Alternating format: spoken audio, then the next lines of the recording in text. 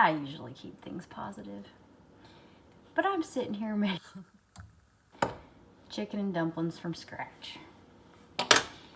Now, my hands are all nasty, trying to peel out all the bone off the meat and get my broth going. And somebody pulls up in the driveway and just starts honking. Okay, my hands are dirty. If they need something, they can come to the door. No!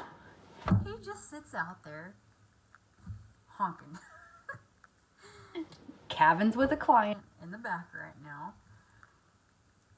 So, I half-ass wash my hands, go out there, and it's somebody wanting a job. Get your ass out of the truck if you want a job.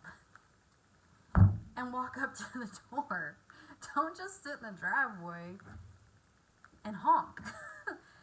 I don't know about anyone else, but I mean, that kind of tells me you're a little lazy. So, I'm now a little frustrated that I got taken away from my chicken and dumplings. So, if you want a job, get out of the damn truck, walk up, knock on the door, ring the doorbell, whatever, and shake my hand. Don't honk. For the love of Jesus, don't honk.